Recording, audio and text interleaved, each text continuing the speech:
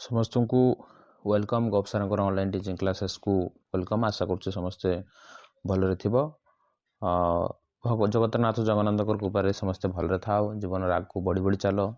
समय आसी 2026 तुम मान नूतन वर्ष पाखे पाखे आसला एवं नूतन वर्ष समस्त तुम मान गोटे होल लाइफ रो मेमोरी हो रही एवं 2026 केवे जीवन भूल नहीं छुआ जेहेतु ये गोटे लाइफ रो मोड़ बहुत छुआ को ये बहुत ऊपर को उठे नब एवं बहुत छुआ निजर स्वल्प खुशी में बहुत तौर को पड़े जिवे। जिते बड़े समय एमती आसो से बड़े सब छोट मोट कथा तुमको मन आसो से को मन आसिले तुम पाखे आ निज को सठिक भाव में गढ़ी तोड़ापी समय नथिबो।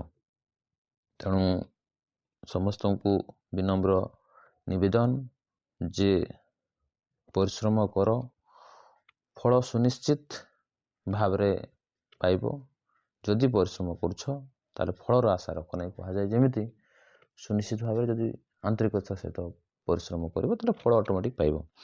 देख इंटरनल 4 रो आम किसी सामाजिक विज्ञान क्वेश्चन आलोचना करवा। ये बहुत विद्यालय मानकर किसी परीक्षा आरंभ हो जाइए और बहुत विद्यालय मानकर परीक्षा हेबार अच्छी। बेसिकली जदि भी होती भल कथा जदि भी न होती तथापि भल कथा किंतु मन रखि था सदा बड़े ये क्वेश्चन सबू very important for future exam.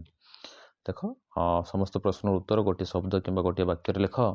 नागरिकर अयोग्यता आईन क्यों प्रथा सहित संपृक्त। अस्पृश्यता अयोग्यता आईन क्या सहित संपृक्त और संस्पृशता। चिपलिमेट रे क्यों महाविद्यालय अच्छी। चिपलिमेट रे कृषि महाविद्यालय अच्छी मन रखिथब। केबे गति प्रथा संपूर्ण उच्छेद होता छुआ। गति प्रथा 1976 रे संपूर्ण उच्छेद होता। 1971 रे क्यों ठारे सार कारखाना प्रतिष्ठा होता तालचेर ठारे मन रखिब। क्यों द्वीप को नहीं भारत और श्रीलंका मध्य विवाद उपजिला कच्चा द्वीप मन रखिब। भारत और श्रीलंका मध्य जो विवाद उपजिला से द्वीपर नाम हूँ कच्चा द्वीप। केबे पंचशील नीति स्वाक्षरित होता। पंचशील नीति 1954 मसीहा एप्रिल 29 तारिख में स्वाक्षरित होता। 1954 मसीहा एप्रिल 29 तारिख में स्वाक्षरित होता। ई व तालचेर तापज विद्युत केन्द्र सामर्थ्य केते 880 मेगावाट। बड़माला ठारे क्यों कारखाना प्रतिष्ठा होती। गड़माला ठारे वस्त्र कारखाना बा गोला बारूद कारखाना प्रतिष्ठा होती। किए भूदान आंदोलन मुख्य पुरोधा। किए भूदान आंदोलन मुख्य पुरोधा। भूदान आंदोलन मुख्य पुरोधा है विनोबा भावे। भूदान आंदोलन मुख्य पुरोधा है विनोबा भावे। चिरस्थायी बंदोबस्त क्या द्वारा आरंभ होता। चिरस्थायी बंदोबस्त लॉर्ड कॉर्नवालिस द्वारा आरंभ होता। चिरस्थायी बंदोबस्त क्या द्वारा आरंभ होता। लॉर्ड कॉर्नवालिस द्वारा आरंभ होता। भारत सर्वपुरातन जातीय राजपथर नाम हूँ ग्रांड ट्रंक रोड। भारत सर्वपुरातन जातीय राजपथर नाम हूँ grand trunk road. Lift gauge बा जोटा आम कहूचे जे लाइट गेज रो दुई धारणा मध्य व्यवधान केते 610 मीटर।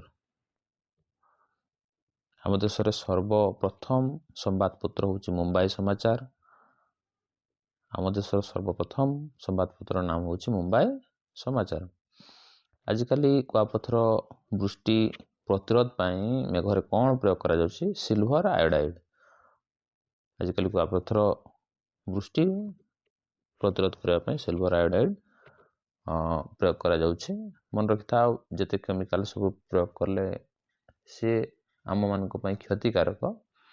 बट आम नेचुरल वर्षा करोचे आर्टिफिशियली वर्षा करोचे एवं नेचुरल जो इनसीडेंट होची ताकू रोकिबा कथा नुह। तार साइड इफेक्ट मध्य बहुत पड़ी थाए। तुम्हें दुबई शुणी बन्या होइथिबार कथा शुणिथिबो। एवं ये मयूरभंज गोटे जगह जो गोटे गाँ कुआपथर माड़े दुईटा ब्लॉक सांगरसकणा और बांगरीपशी बोली गोटे दुईटा ब्लॉक से एत मात्रा क्षति होते छुआ देखिले तुम्हें ଆଶ୍ଚର୍ଯ୍ୟ ହେବ ଯେ ବାସ୍ତବିକରେ କୁଆପଥର ମାଡ଼ରେ ଏହା ହେଇପାରେ ବୋଲି। କେନ୍ଦ୍ରୀୟ ରାଜମାର୍ଗ କାହାକୁ କୁହାଯାଏ? କେନ୍ଦ୍ରୀୟ ରାଜମାର୍ଗ ଜାତୀୟ ରାଜପଥକୁ କୁହାଯାଏ। କେନ୍ଦ୍ରୀୟ ଜାତୀୟ ରାଜମାର୍ଗ କାହାକୁ କୁହାଯାଏ? ଜାତୀୟ ରାଜପଥକୁ କୁହାଯାଏ। ଆମ ଦେଶ ଭାରତର ପ୍ରଥମ ରେଳ ଚଳାଚଳ କେଉଁ ସ୍ଥାନରୁ କେଉଁ ପର୍ଯ୍ୟନ୍ତ ଥିଲା? ଆମ ଦେଶର ପ୍ରଥମ ରେଳ ଚଳାଚଳ ବମ୍ବେରୁ ଥାନେ ପର୍ଯ୍ୟନ୍ତ ହୋଇଥିଲା। ବମ୍ବେରୁ ଥାନେ ପର୍ଯ୍ୟନ୍ତ ହୋଇଥିଲା। ଏପ୍ରିଲ 18, 1978ରେ ଓଡ଼ିଶାର କେଉଁ ସ୍ଥାନରେ ଘଟିଥିବା ଘୂର୍ଣ୍ଣିଝଡ଼ରେ 150 ଜଣଙ୍କର ମୃତ୍ୟୁ ହୋଇଥିଲା? କେନ୍ଦୁଝର 1978 ଓଡ଼ିଶାର କେନ୍ଦୁଝର ଠାରେ ଘୂର୍ଣ୍ଣିଝଡ଼ ଯୋଗୁଁ 150 ଜଣଙ୍କର ମୃତ୍ୟୁ ହୋଇଥିଲା। ଏହାକୁ ଟିକେ ଭେରିଫାଇ କରିଦେବ। ଛୁଆ ତ ମାନେ କହିଲେ ସାର୍ କେନ୍ଦୁଝର ବୋଲି। ମାଣ୍ଡବୀ ନଦୀ ଆଉ ଜୁଆର ନଦୀକୁ କେଉଁ କେନାଲ ସଂଯୋଗ କରେ? କୁମ୍ବରଜଉ କେନାଲ ମାଣ୍ଡବୀ ନଦୀ ଆଉ ଜୁଆର ନଦୀକୁ କୁମ୍ବରଜଉ କେନାଲ ସଂଯୋଗ କରିଥାଏ। କେଉଁ ରଙ୍ଗ ମଧ୍ୟମ ଧରଣର ବନ୍ୟାର ସୂଚନା ଦେଇଥାଏ? ରଖିଥିବ ସେ ହେଉଛି ହଳଦିଆ ରଙ୍ଗ ମଧ୍ୟମ ଧରଣର ବନ୍ୟାର ସୂଚନା ଦେଇଥାଏ। ଲୌହ ଇସ୍ପାତ ଶିଳ୍ପକୁ କାହିଁକି ଭାରୀ ଶିଳ୍ପ କୁହାଯାଏ? ଲୌହ ଇସ୍ପାତ ଶିଳ୍ପକୁ କଞ୍ଚାମାଲ ଉତ୍ପାଦିତ ଦ୍ରବ୍ୟର ଓଜନ ଅଧିକ ଥିବାରୁ ତାକୁ ଭାରୀ ଶିଳ୍ପ ବୋଲି କୁହାଯାଏ। ପରବର୍ତ୍ତୀ ପ୍ରଶ୍ନ ଯିବା ଦେଖ। ମୌଖିକ ପ୍ରଶ୍ନ କହୁଛି ଶିଳ୍ପ ବିକାଶର ଜୀବନରେଖା ହେଉଛି ପରିବହନ ବ୍ୟବସ୍ଥା।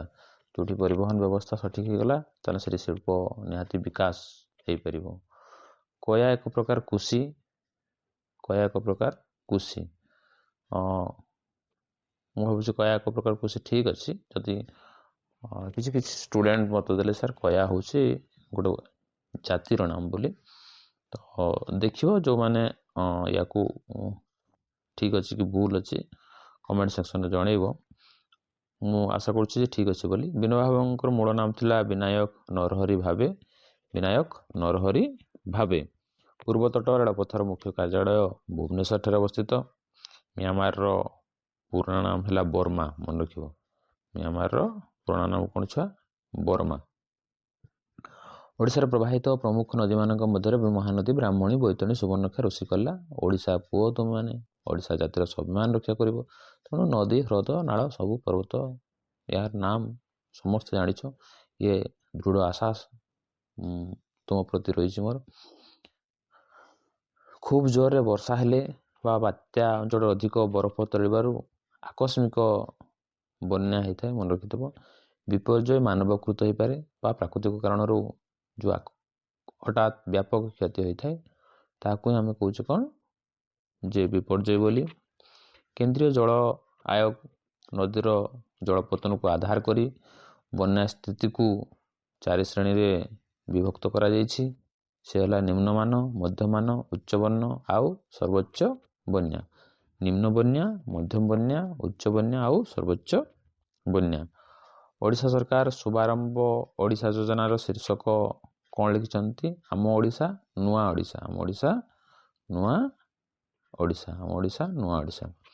କୌଣସି କଷ୍ଟସାଧ୍ୟ କାର୍ଯ୍ୟକୁ କରି ଦେଖାଇବାର ଇଚ୍ଛାକୁ ଜିଜ୍ଞାସା ବା ମନୋବଳ ବୋଲି କୁହାଯାଏ। କୌଣସି କଷ୍ଟସାଧ୍ୟ କାର୍ଯ୍ୟକୁ କରି ଦେଖାଇବାର ଇଚ୍ଛାକୁ କ'ଣ କୁହାଯାଏ? ମନୋବଳ ବା ଜିଜ୍ଞାସା। ଅଂଶଘାତରୁ ରକ୍ଷା ପାଇବା ପାଇଁ କେଉଁ କେଉଁ ସତର୍କ ଅବଲମ୍ବନ କରିବା ଦରକାର? ଅଂଶଘାତରୁ ରକ୍ଷା ପାଇବା ପାଇଁ ପାଣି ପିଇବା, ଢିଲା ପୋଷାକ, ହାଲକା ପୋଷାକ, ଖରାକୁ ନ ବାହାରିବା, ଚଷମା ବ୍ୟବହାର କରିବା, ଏସବୁ ସାଧାରଣ କଥା ଛୁଆ।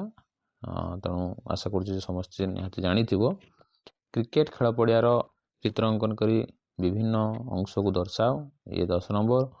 ଓଡ଼ିଶା ମାଧ୍ୟମିକ ଶିକ୍ଷା ପରିଷଦ ଗଠନ କାର୍ଯ୍ୟ ସମ୍ବନ୍ଧରେ ବିବରଣୀ ପ୍ରସ୍ତୁତ କର। ନିମ୍ନଲିଖିତ ଚିତ୍ର ଦେଖି ସେଗୁଡ଼ିକର ନାମ ଏବଂ ପଥ ଦର୍ଶାଅ। 10 ନମ୍ବର। ଇଏ ସୁନ୍ଦର ଭାବରେ କରିପାରିବ ସମସ୍ତେ। ଜାତୀୟ ଉପମହାଦେଶରେ ଘଟିଥିବା ବଡ଼ ବଡ଼ ବାତ୍ୟାର ଏକ ବିବରଣୀ ପ୍ରସ୍ତୁତ କର। ମନେ ରଖିବ ଉପମହାଦେଶ କହୁଛି ସେଠି ମହାଦେଶ। ଏ ତ ଟର୍ନାଡୋ ତ ଶୁଣ ନାମ ଜାଣିଥିବ। ବାଂଲାଦେଶ ବନ୍ୟା କଥା ଜାଣିଥିବ ହେଲା।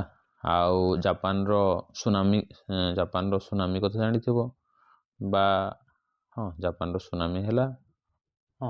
ଆଉ ନେପାଳର ଭୂମିକମ୍ପ ହେଲା। ଏସବୁ ବିଷୟରେ ଅବଗତ ଥିବ। ତେଣୁ ଟିକେ ଯଦି ଆମେ ପେପର ବା ଗୁଗୁଲ ସର୍ଚ୍ଚ ବି କରିଦେବା ତାହେଲେ ବି ପ୍ରାୟ ବହୁତ ଗୁଡ଼ାକ ନ୍ୟାଚୁରାଲ୍ ଯେଉଁ ରହୁଛି ଘଟଣା ତା ବିଷୟରେ ଆମେ ସୁନ୍ଦର ଭାବରେ ବଢ଼ିଆ କଥାଟେ ଲେଖିପାରିବା। ଏବଂ ଯଦି ବି ସ୍କୁଲମାନଙ୍କର ଆବଶ୍ୟକ ନ କରୁଛନ୍ତି ଛୁଆ, ତୁମର IQ ଇନକ୍ରିଜ୍ କରିବା ପାଇଁ ଏଗୁଡ଼ାକ ସବୁ ନିହାତି ନିଜେ ଲେଖିବା ଦରକାର ଏବଂ ସାର୍ମାନଙ୍କୁ ଦେବା ଦରକାର। କିଛି କଲେ ଯାଇ କିଛି ମିଳିଥାଏ, ମନେ ରଖିଥିବ। ଲାଇଫରେ କିଛି ଯଦି କରିବ ତାର ପ୍ରତିଶ୍ରୁପ ନ୍ୟୁଟନଙ୍କର ଲ ଜାଣିଛ, ଥାର୍ଡ଼ ଲ, ସେ ଆଧାରରେ କିଛି ପାଇବ। ଯଦି ତୁମେ ଭଲ ଜିନିଷ ମୋବାଇଲରେ ବସିକରି ଦେଖୁଛ, ଭଲ ବ୍ୟକ୍ତିଙ୍କର କଥା ଶୁଣୁଛ, ତାହେଲେ ନିହାତି ଲାଇଫ୍ ତୁମକୁ ଚେଞ୍ଜ କରିଦେବ। ଇଏ ଭେରି ଇମ୍ପୋର୍ଟାଣ୍ଟ। ଆଉ ମୋର ଗୋଟେ କମ୍ପ୍ଲିଟ୍ ସଜେସନ୍ ଶୁଣିଥାଅ। କଦାବେଳେ ବି ଏମିତି କିଛି ଜିନିଷ ତୁମେ ଦେଖିବ ନାହିଁ ଯେଉଁଟାକି ତୁମକୁ ବେଶୀ ଅନ୍ଧାରକୁ ଘେରି ନେବ। ଆଉ ଯେଉଁ ଜିନିଷ ତୁମକୁ ବାର ବାର ଦେଖିବା ପାଇଁ ଇଚ୍ଛା ହେଉଛି ମାନି ନେଇଥାଉ। ସେ ତୁମର ବ୍ରେନ୍ରେ ଥିବା ଏକ ପ୍ରକାର ହର୍ମୋନ୍, ଡୋପାମିନ୍ ହର୍ମୋନ୍ ବୋଲି କହୁଛେ, ତାର ଇନଫ୍ଲୁଏନ୍ସ ରହିଛି ଏବଂ ସେସବୁ ଜିନିଷ ଭଲ ନୁହଁ ବୋଲି ଜାଣିଥିବ ତୁମର ଫ୍ୟୁଚର୍ ପାଇଁ କ୍ଷତିକାରକ, ଶରୀର ପାଇଁ କ୍ଷତିକାରକ। ତେଣୁ ଏଣେତେଣେ ରିଲ୍ସ ହେଲା, ଏଣେତେଣେ ଭିଡ଼ିଓ ଯଦି ତୁମକୁ ଦେଖିବା ପାଇଁ ବାର ବାର ପସନ୍ଦ କରୁଛ ଏବଂ ବହୁତ ସମୟ ଯଦି ଦେଖୁଛ, ଜାଣିନେଇଥାଉ ଯେ ତୁମେ ଦିନକୁ ଦିନ ମାନେ one type of negative we ଆଡ଼କୁ ଗତି କରି ଯାଉଛ। ଇଫେକ୍ଟ ତୁମକୁ ବୁଝିବାର ଅଛି, ଜାଣିବାର ଅଛି। ଆଉ ଆଶା କରୁଛି ସମସ୍ତେ ଭଲରେ ଥାଉ। ଜଗନ୍ନାଥ ସମସ୍ତଙ୍କୁ ଭଲ ରଖିଥାନ୍ତୁ।